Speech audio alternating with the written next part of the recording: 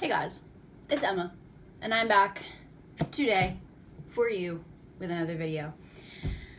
And as you can tell by the title, today we are going to be discussing Needful Things by Stephen King. Right? I'm gonna sit right here and tell you guys, disclaimer, right? Stephen King is an amazing author. Okay, there's a reason why he's one of the most renowned authors in the world, I imagine, right? He's won countless awards. He puts out tons of books per year, which is remarkable to say the least. Let's just say, like, if somebody were to write a list of Stephen King accolades, it would go to the floor. Having not read a Stephen King book, and this being my first, and I would say a decently popular one of his, I am not impressed. As it says up in the title, I am doing a rant review, okay? So this is going to be chock full of spoilers, so if you want to read this book and you don't want to be spoiled for this, then click out of this video as of right the hell now. If you like Stephen King, this is just strictly my opinion and how I felt. Please do not get offended by it, because, I mean, at the end of the day, reviews are subjective. So without any further ado, let's get into it. The first thing we're going to talk about is the writing. The premise was really cool. It's about this dude who comes into Castle Rock, right, Maine. He opens this shop called Needful Things, hence the title. And he is very strange, he's very mysterious. And this shop that he opens, Needful Things, just happens to have the one item that every person wants. But every item comes at a cost. It had a sort of vibe of, you know, like, be careful what you wish for type of thing. But this thing is gargantuan. So, like, it was just the fact that it became too drawn out. Like 680 something pages. So, it's a lot. Okay, so not only is just the sheer size of it a lot, but the writing was a bit much. The thing is, his writing to me felt incredibly oversaturated, if that makes sense. Like, it seemed like if I read one sentence, it would try to do way too much at one time. And to have an entire paragraph upon paragraph upon paragraph upon paragraph of that, it was just overwhelming. Let's talk about the trigger warnings next, right? Okay, there's a lot. Well, no, I say a lot. There's a good amount, but there's a lot to each point. The first trigger warning is Brian Rusk's suicide.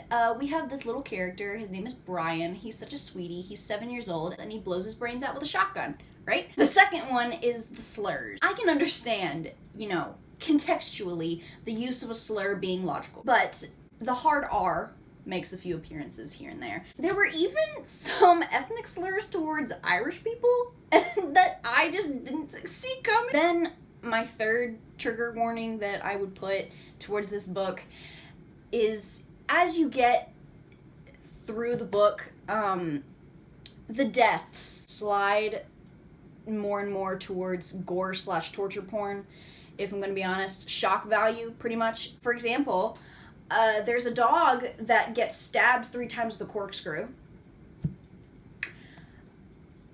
That's not horror to me, that's animal abuse. There is a fight between 2 characters. One of them has a meat cleaver in one hand, and then another one has like a different type of kitchen knife, I don't know.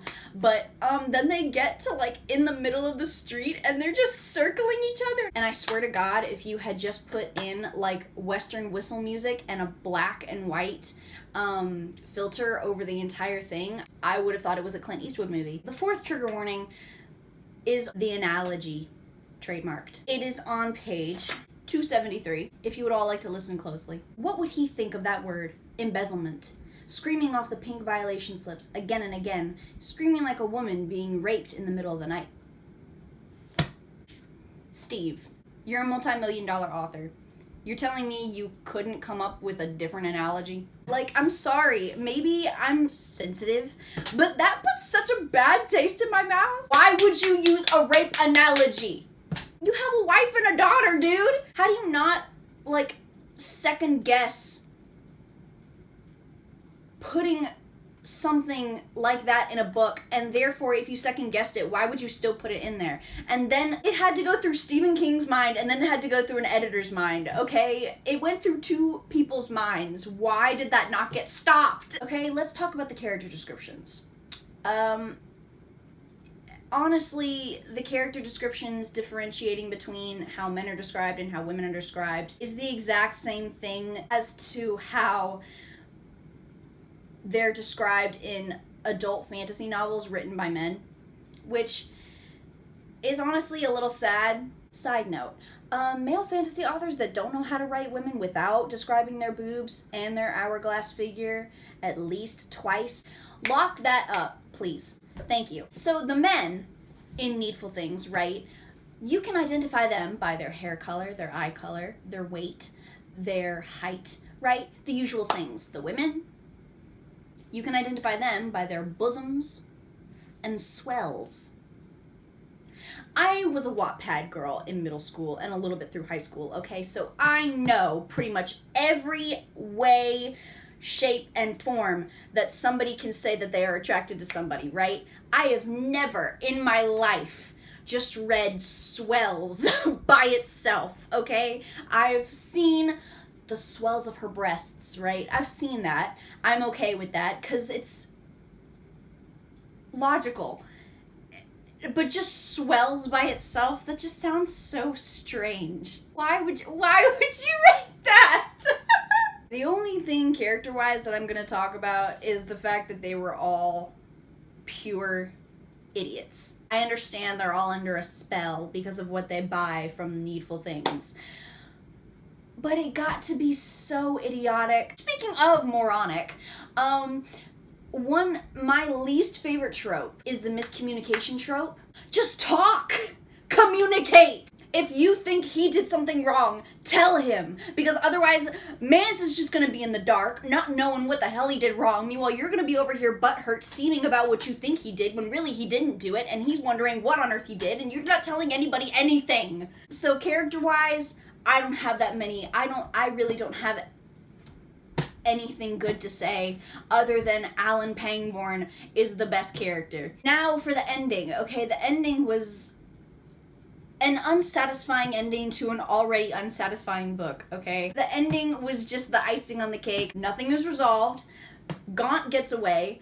He's a demon. Who'da thunk? But not before Alan Pangborn somehow accumulates the power of God for like 3 seconds in order to drive him away, and then Alan's power of God just goes away, and nobody is stunned by it, nobody talks to him about it. And then those maybe 4 characters that are there, get in a car and leave before the entire town is blown up, because these two factions of the church, the Baptists and the Catholics, right, they've been at a war with each other. They hate each other, right? You've got the 2 preachers of both of them, one calling the other a bunch of Irish slurs. You've got another one just calling them a bunch of stupid insults, and then you've got all the parishioners just at each other's throats, literally. I think some guy gets his eyeball stabbed at, I don't know.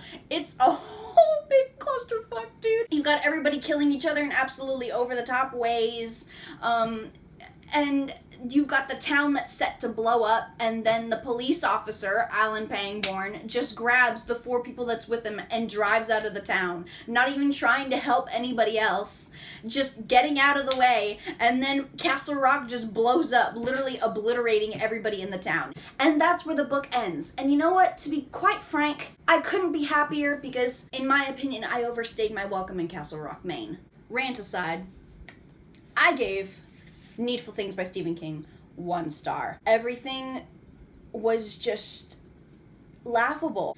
Everything was over the top. From the characters, to the deaths, to the writing itself. I was genuinely expecting horror, not torture porn, or just gore porn, or just really, in general, murder porn. If I wanted to watch that, if I wanted to consume that type of media, I would have either read the All for the Game trilogy by Nora Sakovic, or I would have just watched a Jigsaw movie.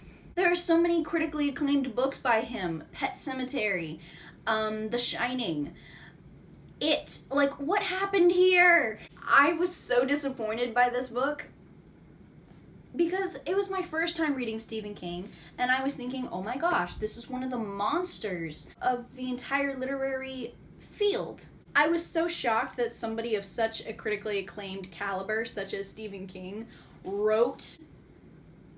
If you guys think I should give Stephen King another chance, please tell me in the comments below. If you guys could give me any recommendations other than The Stand or The Long Walk that you think I might enjoy, please do so. And please tell me in the comments down below, because wow, I am disappointed. I hope you guys enjoyed this video. Like I said, give me some Stephen King recommendations if you think I should give him another chance down below. And I hope you guys enjoyed this video, and I hope you guys have a good rest of your day. Bye!